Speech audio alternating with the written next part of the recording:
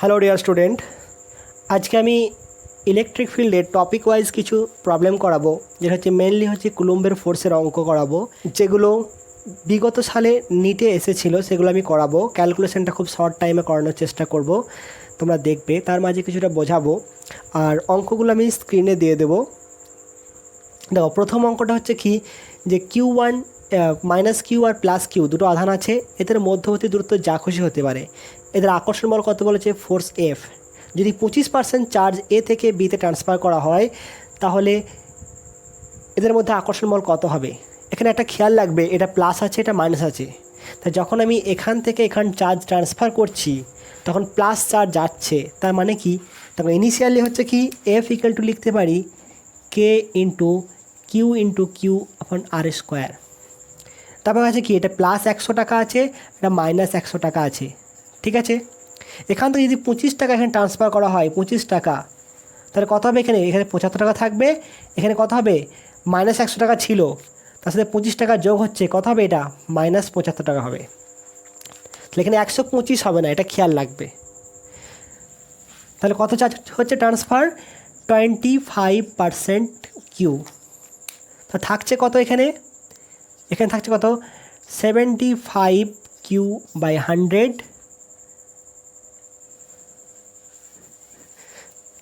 তাহলে দেখো এরপর এখানে দেখো 25,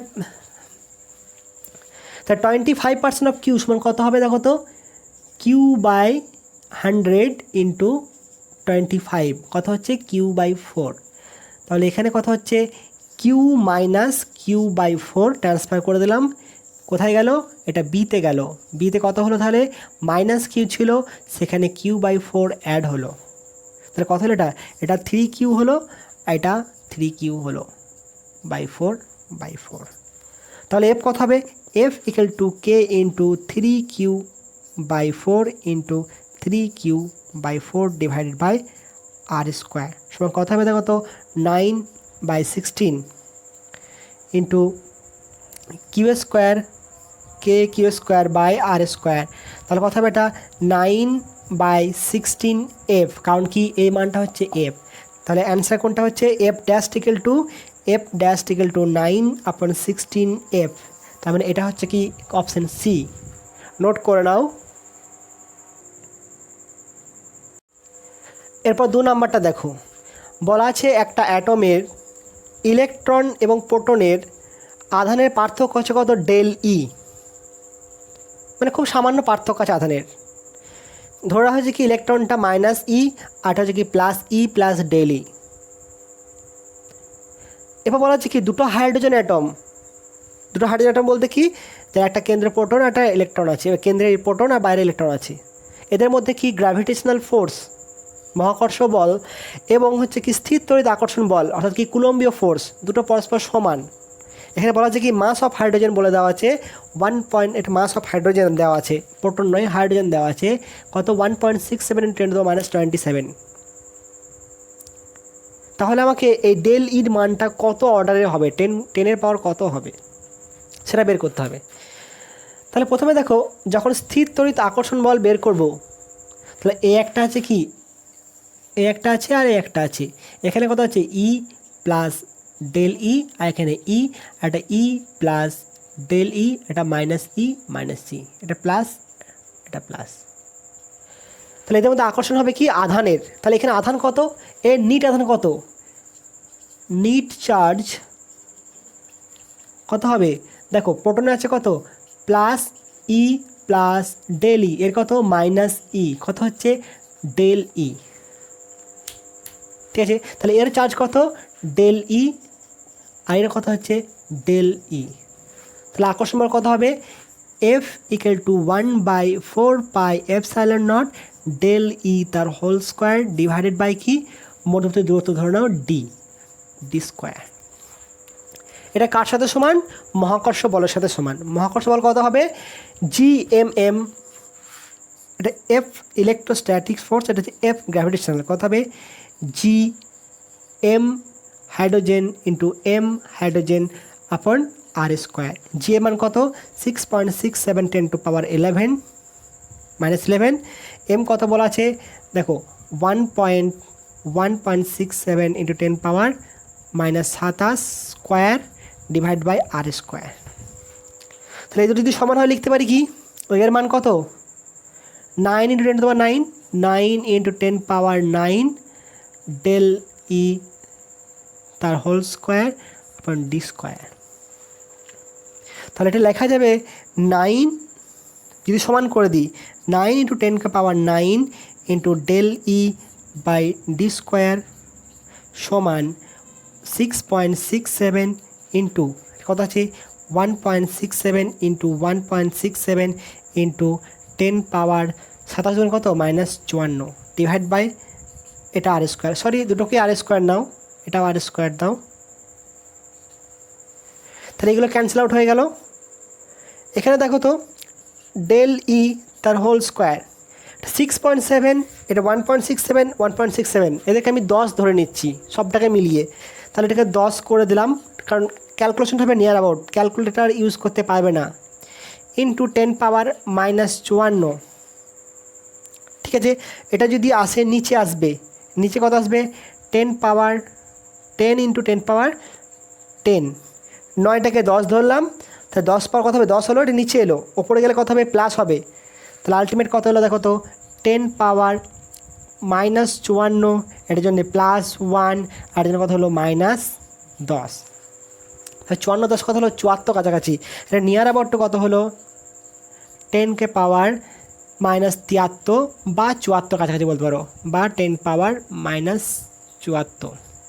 তাহলে ডেল ই কত হবে, ডেল ই হবে কত 10 পাওয়ার নিয়ার অ্যাবাউট টু -37। আমি -37 করলাম কেন, দেখো -37 আমি গন্ডগোল যদি করে থাকি কত হবে, পাওয়ারটা 2 এদিক ওদিক হবে, হয় 35 না হয় 39। এখানে 35 39-এর কোনো অপশান আছে নাই, 47-এর সাথে 37 অনেকটা ডিফারেন্স, 23টা অনেকটা ডিফারেন্স, তাহলে এটা ছাড়া কোনো অপশান নাই। তাহলে এটাই হবে কি কারেক্ট অ্যান্সার, বি। বোঝা গেল নিশ্চয়ই। তোমরা ক্যালকুলেটর দিয়ে বসিয়ে মানগুলো করে দেখবে কত আসে, আমি উইদাউট ক্যালকুলেটরে করলাম।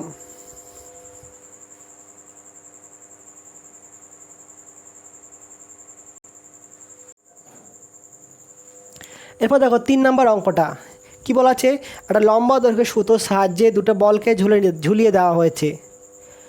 ঝুলিয়ে দিলে তাদের মধ্যবর্তী দূরত্ব হচ্ছে ডি, ইনিশিয়ালি ডি, তারা পরস্পর কি বিকর্ষণ করবে, এর মাইনাস হলে এর মাইনাস, এর প্লাস হলে এর প্লাস, ঠিক আছে। তাহলে ইনিশিয়ালি বিকর্ষণ বল কত হবে, একটা এফ থাকবে কুলম্বীয় ফোর্স, তারপর বলছে কি এই চার্জটা হচ্ছে কি লিক করছে, মানে কমে যাচ্ছে, সেটা কি কমে যাওয়া হারটা কি ধ্রুবক, তার মানে কী বলা আছে ডি কিউ ডি টিটা কী বলা আছে ধ্রুবক, কনস্ট্যান্ট,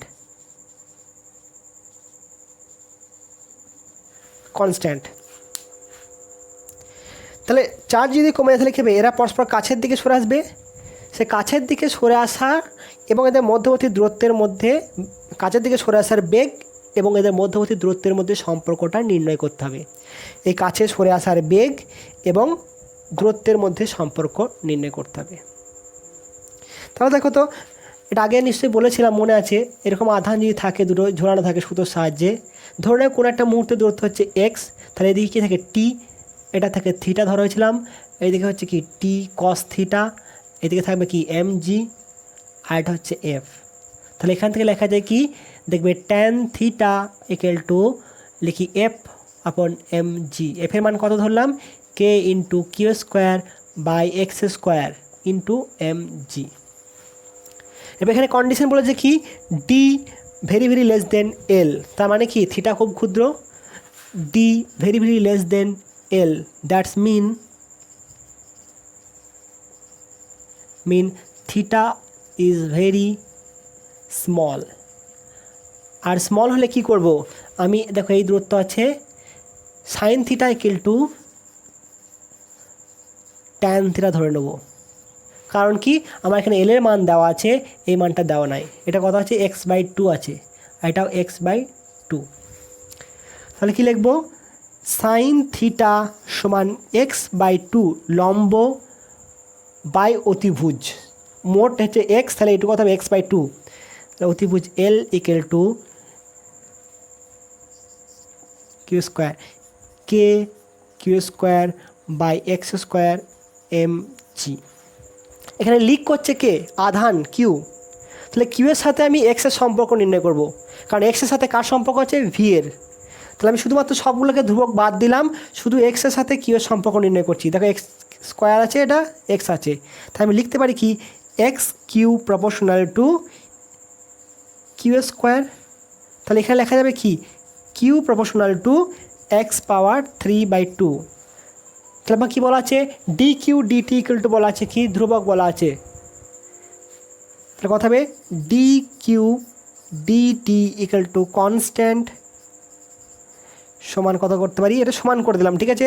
এটা সি, এটা ধ্রুবক নিলাম, তাহলে ডি আপন ডিটি এক্স পাওয়ার 3/2। তাহলে কত আসছে দেখো তো, ডি কত আসবে এটা? তাহলে কি C constant equal to C into 3/2 এক্সকে power 1/2 into D X DT. এটা সমান কী লিখবো? ভি। তাহলে কী হলো, এগুলো সব ধ্রুবকগুলো বাদ দিলাম, তাহলে x power half into V equal to আবার কী এলো? কনস্ট্যান্ট এলো।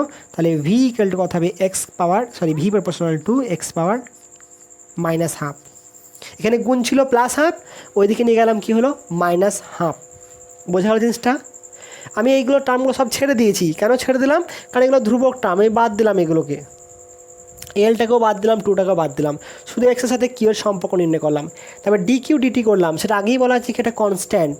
তাহলে এগুলোকে ধরলাম কি এটা সি, এটা তো আবার ধ্রুবক ধরে নিয়েছি, নাও ধরতে পারো, কোনো অসুবিধা নেই। ক্যালকুলেশনের জন্য লেখার শর্টের জন্য করা আছে এগুলো। তারপর কত করলাম? Constant equal to C into এটা ডেরিভেটিভ করলাম, তারপর কি শুধুমাত্র এক্স, এটা ভি আর এটা এক্স, এটাকে নিয়ে ধ্রুবক করলাম।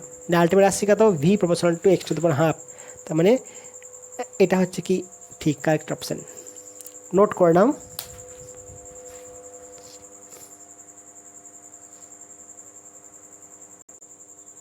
এরপর দেখো দুটো পিত বলকে এভাবে ঝোলানো আছে। ঝোলানো থাকা অবস্থায় এদের মধ্যে মধ্যবর্তী দূরত্ব হচ্ছে আর। এরপর কি হলো? অর্ধেক উচ্চতা, প্রাথমিক উচ্চতা ছিল কত? ওয়াই। তারপরে অর্ধেক উচ্চতা মানে কি y/2তে কী করা হলো? এই সূত্র দুটোকে রিজিড ক্লাম্প করে দেওয়া হলো, যাতে এই সূত্র না নড়তে পারে, আর এখানে ফিক্স থাকবে, কোনো রকম এই পয়েন্টটা সরবে না। তারপরে এদের মধ্যে আকর্ষণ বলের জন্যে বা বিকর্ষণ বলের জন্য কি হলো? আর ড্যাশ দূরত্ব হলো। আকর্ষণ বল বলা ভুল, বিকর্ষণ বলের জন্য। তাহলে এই আর ড্যাশের সাথে এই আর এর সম্পর্কটা কি আমাদেরকে নির্ণয় করতে হবে। ধরে নাও ইনিশিয়ালি এটা হচ্ছে কি θ1 আর এটা হচ্ছে কি থিটা ড্যাশড। তাহলে আমি লিখতে পারবো কি এখান থেকে একটু আগে যেটা করলাম, tan theta equal two f/mg লিখতে পারি। এফ বলতে কত? K Q square by R square M G. এখানে কি লিখতে পারি? tan theta dash equal to K Q square, এখানে আর স্কোয়ার বলতে কত হবে? R dash square into M G, একই হবে। এরপর আমি কী করবো? থিটার মানটাকে পুট করব। তাহলে এখানে দেখো এটা যদি থিটা হয়, এখানে ওয়াই বলে দেওয়া আছে, এটা r/2, তো ট্যান থিটার মানটা কত পাবো? তাহলে এটা হচ্ছে কি লম্ব, এটা হচ্ছে কি ভূমি। তাহলে কত লিখবো? লম্ব হচ্ছে কত? r/2, ভূমি হচ্ছে কত? y equal to K Q square R square M G, অর্থাৎ কত? r/2 y equal to K Q square R square M G. এখানেও সিমিলারলি কী হবে? একই রকম হবে, একই আসবে। কত করবে এটা? আর ড্যাশ বাই, দেখো এখানে 2 ইন্টু y/2, এখানে y ছিল, এখানে y/2 আছে, y/2 বসালাম। বাকি যা আছে কত হবে? K Q square by R dash square M G. ঠিক আছে, এখানে y ছিল, এখানে y বসেছি, এখানে y/2 আছে, এখানে y/2 বসালাম। তাহলে আলটিমেট হলো এটা 2 নম্বর সমীকরণ। তাহলে এখান থেকে পাচ্ছি সম্পর্ক, দেখো সবগুলোকে বাদ দিয়ে দিচ্ছি, তাহলে হচ্ছে আর কিউ ইকুয়াল টু 2y আসছে কিনা দেখো, বাকি সবগুলো ধ্রুবক, এখানে আসছে কত আর ড্যাশ কিউ ইকুয়াল টু কত আসছে প্রপোর্শনাল টু, এটা আসছে ওয়াই, এটা প্রপোর্শনাল টু করে দাও, কারণ এই কিউটা এখানেও আছে এখানেও আছে, আরটা এমজিটা এখানেও আছে ওখানে আছে, সবগুলো বাদ দিলাম, তাহলে শুধু এটা থাকলো। তাহলে এটা হচ্ছে 3 নাম্বার দাও, 4 নাম্বার, আর হচ্ছে 3 নাম্বার। তাহলে লিখতে পারি তো আর কিউ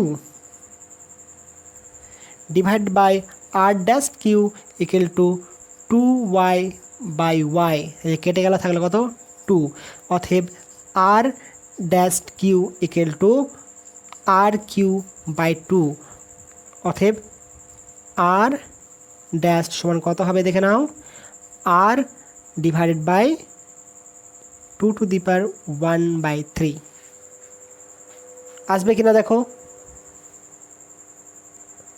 দেখো এখানে 4টা অপশান ছিল, তাহলে কোনটা ম্যাচ করছে, R dash equal to R divide by 2 to the power 1/3, মানে এটা ম্যাচ করছে, দেখো আর বাই 2 টু দি পাওয়ার 1/3, এটাকে লিখতে পারি তো আর divide by 2 to the power 1/3, তার মানে হচ্ছে কত ওটা, ঠিক আছে।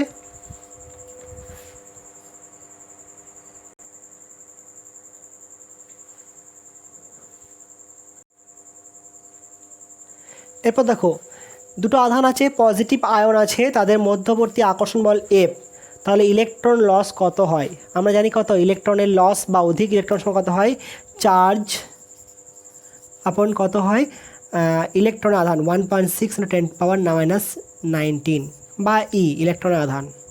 তাহলে এখানে ওটা করলেই তো হয়ে যেত, কিন্তু না, আমাকে বের করতে বলেছে কি, অপশান থেকে বোঝা যাচ্ছে এটা এসআই বের করতে হবে, কারণ কি 4πε0 আছে এবং বলের এটা আকর্ষণ বলের এতে বের করতে হবে টার্মে। তাহলে প্রথমে আকর্ষণ বল বের করে নিই, তাহলে এফ কত হবে, এফ ইকুয়াল টু 1/4πε0, দেখো এটা আসবে কত কিউ স্কোয়ার ডিভাইডেড বাই কত মধ্যবর্তী দূরত্ব যদি ডি হয় তাহলে লিখবো কত ডি স্কোয়ার, তাহলে কিউ স্কোয়ার সমান কত আসছে, কিউ সমান কত আসছে √4πε0 into D square divided by, sorry এটাতে আসছে কিউ স্কোয়ার ইকুয়াল টু উপরে গুণ হয়ে গেল ইন্টু এফ, তাহলে ইলেকট্রন লস কত হবে, electron loss equal to Q upon E, তাই তো, ই বলতে কি ইলেকট্রনের চার্জ, তাহলে কথা হচ্ছে এটা আমার √4πε0 D square F divided by E, তাহলে এখানে কোনো অপশান আছে এরকম না, নেই, তাহলে এক কাজ করো ইটাকে ভেতরে ঢুকিয়ে দাও, তাহলে কথা হচ্ছে √4πε0 ডি স্কোয়ার এফ, ইটা ঢুকলে কী হবে স্কোয়ার হয়ে যাবে, ঠিক আছে। তাহলে অপশান কোনটা হলো, এটা সি,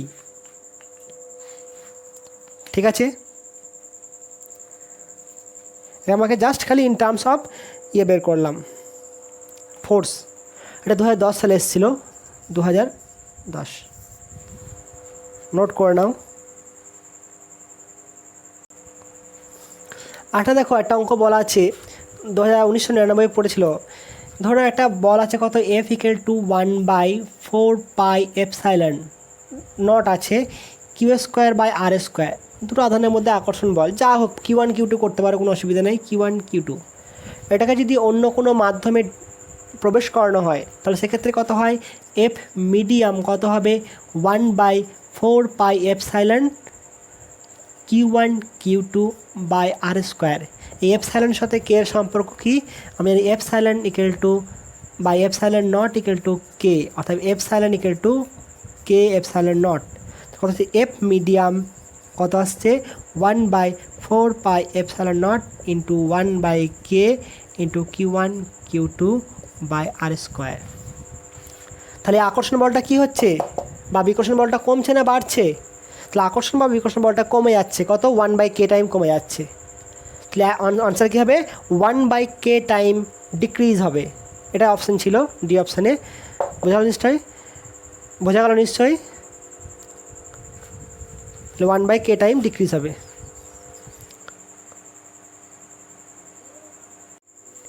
এরপর দেখো 7 এবং 8 নম্বর অঙ্কটা। 8 নম্বর অঙ্কটা 1988 সালে এসেছিলো, 1988। তবে এটা ক্লাসে করানো হয়েছিল, প্রত্যেক ক্লাসেই করানো হয়।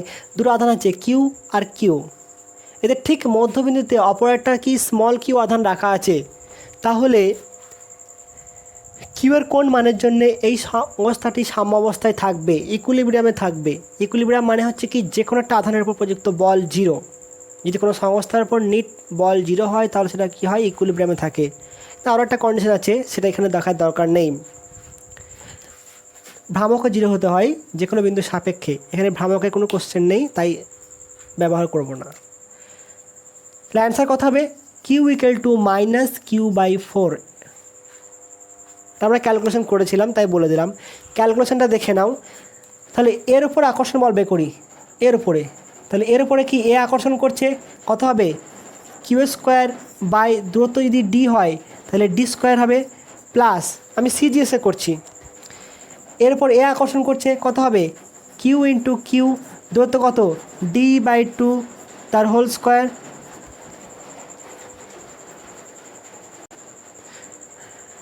তাহলে কি মোট বল কত হবে, 0। যে কোনো আধানের উপর প্রযুক্ত মোট বল 0। তাহলে কত আসছে দেখো তো, d², এখানে আসছে কত, q²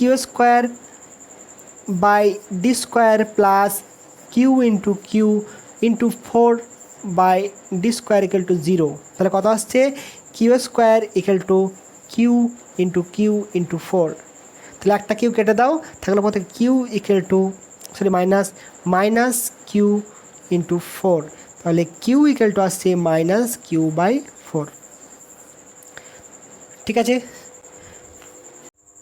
এরপর দেখো এই অঙ্কটা, এটা বলা আছে কি x = 0 বিন্দুতে এ মানে এ দূরত্বে এবং 2a দূরত্বে তিনটে আধান রাখা আছে। এটা +4q, -q আর +4q। তাহলে এই কোশ্চেনটা আমরা মুখস্থ রাখতে বলেছিলাম, মনে আছে নিশ্চয়ই। এবার এই কোশ্চেনটাকে বলে দিই, তাহলে এটা কি স্টেবল না আনস্টেবল ইকুইলিব্রিয়াম বলো তো। এটা সেটা ডিপেন্ড করবে কি এটা আধানের উপরে, তাই তো। তার মানে কি এখানে যদি একটা প্লাস হয়, এটা যদি প্লাস হয়, এটা যদি প্লাস হয়, এটা মাইনাস হবে। তাহলে একে যদি সামান্য এইদিকে সরিয়ে দিই তাহলে দূরত্ব কমে গেল, তাহলে এই দিকের আকর্ষণ বলটা বেড়ে যাবে, এই দিকে আকর্ষণ বলটা কমে যাবে। তখন এই আধানটা এখানে গমন করবে, সে আর আগের অবস্থায় ফিরে আসবে না। তাহলে এটা কি হলো, আনস্টেবল ইকুইলিব্রিয়াম। বোঝা জিনিসটা। এই আধানটাকে যদি সামান্য শিফট করা হয় -qটাকে মিডল পয়েন্ট থেকে, তাহলে এই দূরত্বটা কি হলো, কমে গেল। আর নিচে দূরত্ব কমে যাওয়া মানে হচ্ছে কি আকর্ষণ বলের মানটা বেড়ে যাবে। তাহলে আকর্ষণ বলের মানটা এদিকে বেড়ে গেল, এদিকে কমে গেল, তাহলে এটা এদিকে গমন করবে। তাহলে আনস্টেবল ইকুইলিব্রিয়াম। এখানে 4টা অপশান দেওয়া আছে, কিউ ইজ স্টেবল ইকুইলিব্রিয়াম। প্রথম কথা দেখো, এখানে 4q, ওটা 4q, এটা কিউ। দেখো তো এই সম্পর্কে আসছে কি না, দেখো 4q / 4 এসছে তো কিউ। এটা প্লাস আছে, এটা মাইনাস আছে, মানে এদের কি 1/4 অংশ। তাহলে হচ্ছে কি প্রথম কথা হচ্ছে কি Q is stable equilibrium, not হবে না, কারণ এটা কি আছে, আনস্টেবল আছে। লাস্ট অপশন দেখো, none of the charge is equilibrium, কিন্তু এই চার্জটা কি আছে, কিসে আছে, ইকুইলিব্রিয়াম আছে, মানে কি এর উপর নিট ফোর্স 0 আছে। তাহলে এটাও হচ্ছে না, এটাও হচ্ছে না, কারণ কিউটা হচ্ছে কি ইকুইলিব্রিয়ামে আছে কিন্তু স্টেবল নয়, আনস্টেবল ইকুইলিব্রিয়াম। তাহলে এই দুটোকে কেটে দিলাম, আমি কোনো ক্যালকুলেশন করব না। আচ্ছা, অল আর স্টেবল ইকুইলিব্রিয়াম। তাহলে কিউ যদি আনস্টেবল হয় তাহলে অল আর স্টেবল হলো না, এটা কাটা গেল, থাকলো পরে কি সিএরটা। কোনো ক্যালকুলেশন দরকার, আর ক্যালকুলেশন করতে চাইলে সবেরই বল ক্যালকুলেশন করতে হবে, তারপর দেখতে হবে, আর ঝামেলা আছে অনেক। আমি এটা জানি হিসাবে এটা করলাম। এটা কত q/4 আকারে থাকছে, তাহলে এটাকে হচ্ছে কি আনস্টেবল ইকুইলিব্রিয়াম। তাহলে এটা হচ্ছে কি এটা বাদ গেল। এখানে কি বলা আছে, none of the charge is equilibrium, কোনো চার্জই হচ্ছে ইকুইলিব্রিয়ামে নাই, কিন্তু এটা ইকুইলিব্রিয়ামে আছে, কিন্তু আনস্টেবল হোক, কিন্তু ইকুইলিব্রিয়াম তো, তাই এদের অপশানে কাটা গেল। অল আর স্টেবল ইকুইলিব্রিয়াম, এ আছে আনস্টেবল, এটাও কাটা গেল। তাহলে পরে থাকলো কি শুধুমাত্র সি। আশা করি বুঝতে পেরেছ। এটুকুই থাক, এরপরে নেক্সট ক্লাসে নেক্সট টপিকের উপর ভিডিও নিয়ে আসবো।